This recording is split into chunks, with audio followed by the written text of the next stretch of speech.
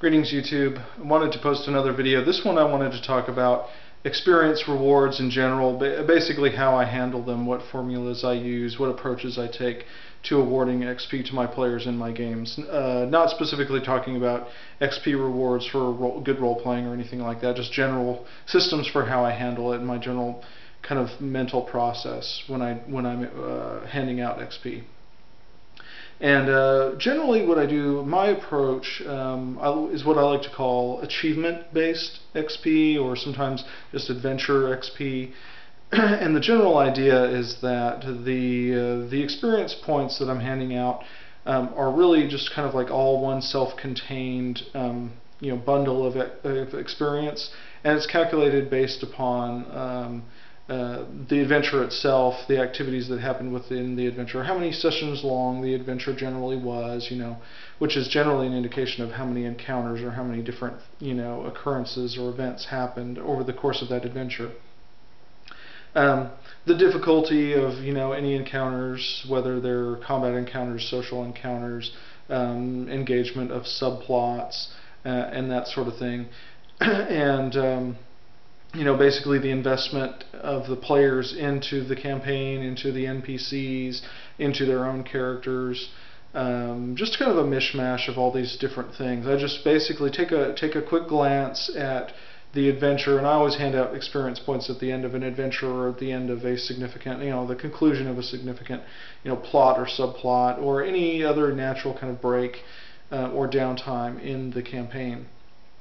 And so I'll hand them out, at the end of kind of a significant point in the game, and then that again is kind of like I'll look back and I'll see how much they accomplished, generally speaking, within the course of since the last time I gave out XP. And that's why I generally call it achievement XP, is because it's based upon the achievements that they made. The more significant the achievements, the more NPCs they interacted with and extracted information from, or interrogated, or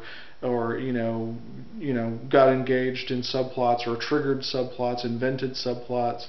The more challenging the combat encounters. Maybe there were some encounters that I was expecting to be challenging, but they turned out to be subverted by some some unexpected tactics, or there were combat encounters that I expected to be a breeze for the players, but that turned out, for one reason or another, to be more significantly difficult than expected.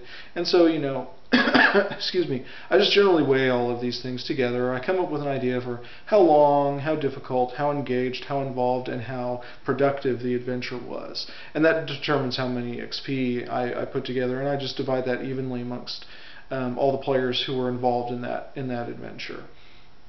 And so that's just generally how I like to do it. I like to be fast, quick, simple. I don't like to use a lot of kind of explicit formulas, like different formulas for experience rewards for combat encounters versus traps versus social encounters, and all that kind of thing. I generally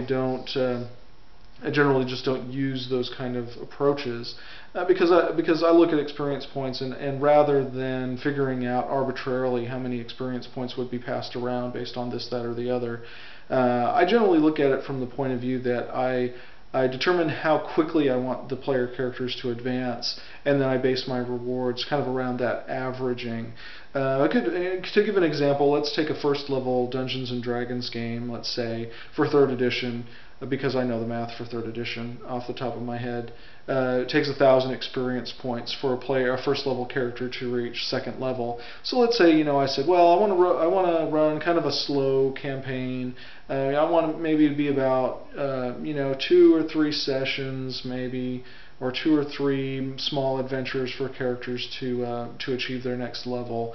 So then, I'll take 1,000 points, I'll divide it by 3 and round it to 350, and then I'll use that as my base value. I'll say, okay, well, my base value that I'm going to hand out at the end of every, small adventure, short adventure, or whatever, will be 350 experience points. And if they kind of achieve more than I anticipated, if they really engaged the game, it was a lot of fun, they just they grabbed a hold of NPCs that I didn't expect them to, whatever it is, then I'll bump that up, maybe another 50% or even more than that.